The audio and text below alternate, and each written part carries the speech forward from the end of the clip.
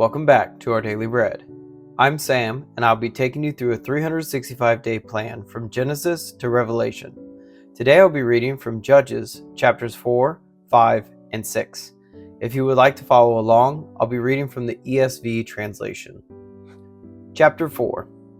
And the people of Israel again did what was evil in the sight of the Lord after Ehud died.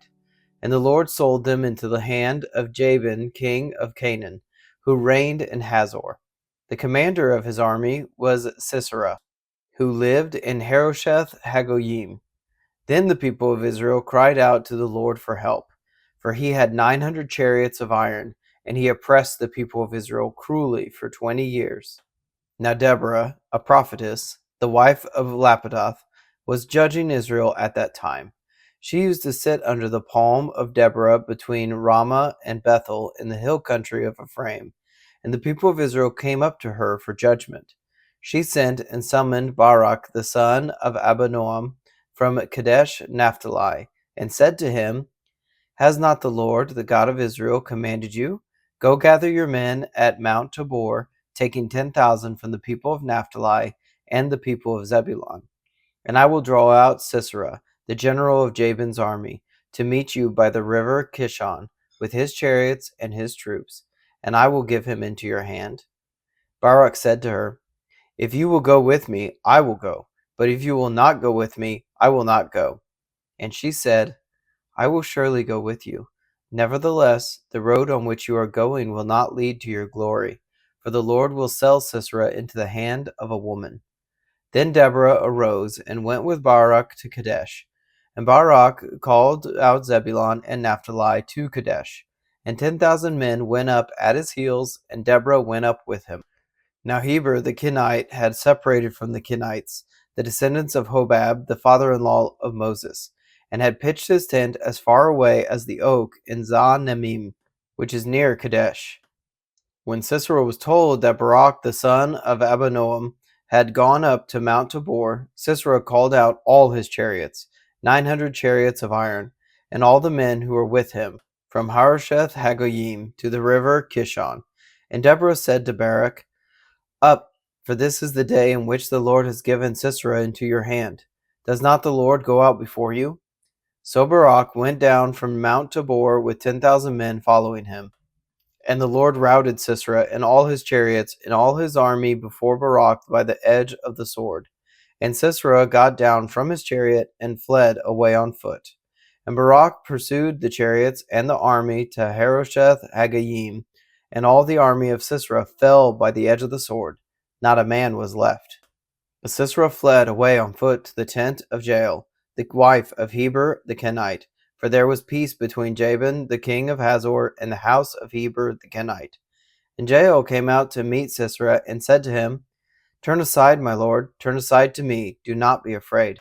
So he turned aside to her into the tent, and she covered him with a rug. And he said to her, Please give me a little water to drink, for I am thirsty.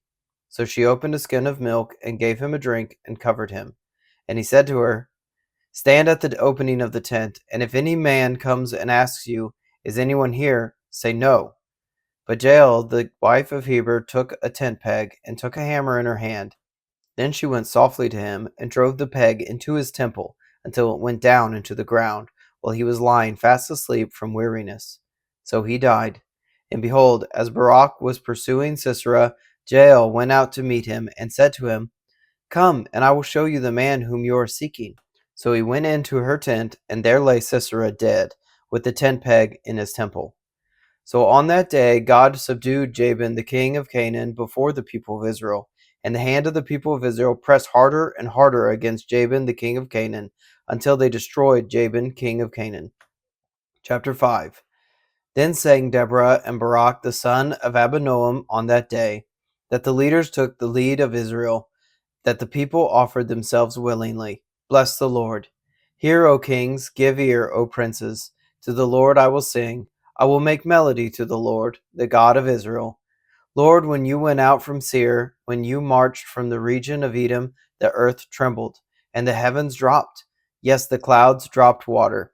The mountains quaked before the Lord, even Sinai before the Lord, the God of Israel. In the days of Shamgar, son of Anath, in the days of Jael, the highways were abandoned, and travelers kept to the byways. The villagers ceased in Israel.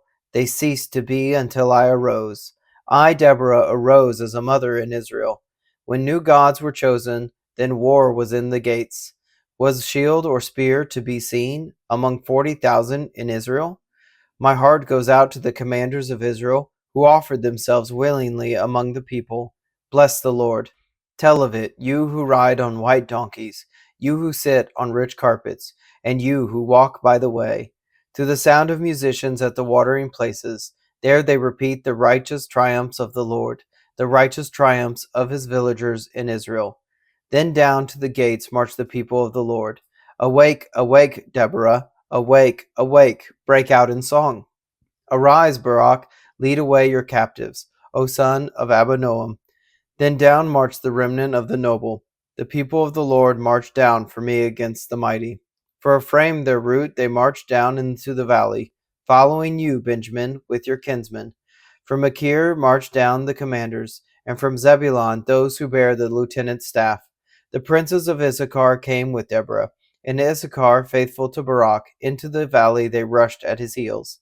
Among the clans of Reuben there were great searchings of heart. Why did you sit still among the sheepfolds to hear the whistling for the flocks?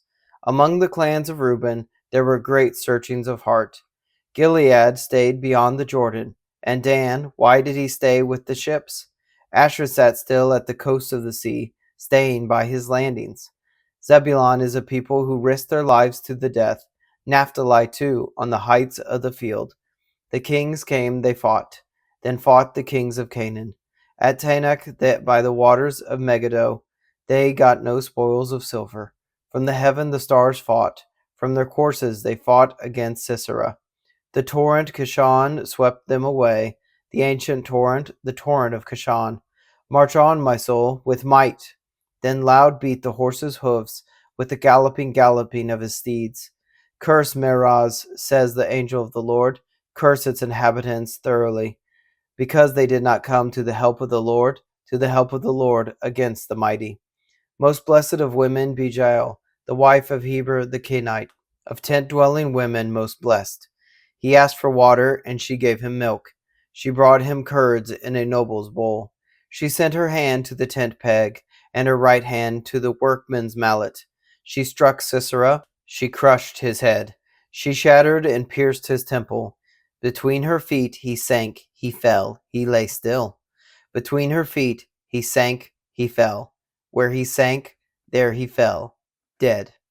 On the window she peered. The mother of Sisera wailed through the lattice. Why is his chariot so long in coming? Why tarry the hoofbeats of his chariots? Her wisest princesses answer. Indeed, she answers herself. Have they not found and divided the spoil? A womb or two for every man. Spoil of dyed materials for Sisera. Spoil of dyed materials embroidered. 2 pieces of dyed work embroidered for the neck as spoil. So may all your enemies perish, O Lord, but your friends be like the sun as he rises in his might. And the land had rest for 40 years. Chapter 6. The people of Israel did what was evil in the sight of the Lord, and the Lord gave them into the hand of Midian 7 years. And the hand of Midian overpowered Israel. And because of Midian, the people of Israel made for themselves the dens that are in the mountains, and the caves, and the strongholds. For whenever the Israelites planted crops, the Midianites and the Amalekites and the people of the east would come up against them. They would encamp against them and devour the produce of the field, as far as Gaza, and leave no sustenance in Israel, and no sheep or ox or donkey. And they would come up with their livestock and their tents. They would come like locusts in number. Both they and their camels could not be counted, so that they laid waste the land as they came in. And Israel was brought very low because of Midian. And the people of Israel cried out for help to the Lord. When the people of Israel cried out to the Lord on account of the Midianites, the Lord sent a prophet to the people of Israel. And he said to them, Thus says the Lord, the God of Israel, I led you up from Egypt and brought you out of the house of slavery. And I delivered you from the hand of the Egyptians and from the hand of all who oppressed you, and drove them out before you and gave you their land. And I said to you, I am the Lord your God. You shall not fear the gods of the Amorites in whose land you dwell, but you have not obeyed my voice. Now the angel of the Lord came and sat under the terebinth of Ophrah, which belonged to Joash the Abiezrite, while his son Gideon was beating out wheat in the winepress to hide it from the Midianites. And the angel of the Lord appeared to him and said to him, The Lord is with you, O mighty man of valor. And Gideon said to him, Please, my Lord, if the Lord is with us, why then has all this happened to us?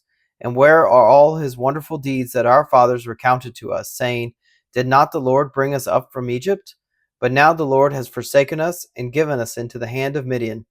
And the Lord turned to him and said, Go in this might of yours and save Israel from the hand of Midian. Do not I send you? And he said to him, Please, Lord, how can I save Israel? Behold, my clan is the weakest in Manasseh, and I am the least in my father's house. And the Lord said to him, But I will be with you, and you shall strike the Midianites as one man. And he said to him, If now I have found favor in your eyes, then show me a sign that it is you who speak with me. Please do not depart from here until I come to you and bring out my present and set it before you. And he said, I will stay till you return. So Gideon went into his house and prepared a young goat and unleavened cakes from an ephah of flour. The meat he put in a basket, and the broth he put in a pot, and brought them to him under the terebinth and presented them. And the angel of God said to him, Take the meat and the unleavened cakes, and put them on this rock, and pour the broth over them. And he did so. Then the angel of the Lord reached out the tip of the staff that was in his hand, and touched the meat and the unleavened cakes. And fire sprang up from the rock, and consumed the meat and the unleavened cakes.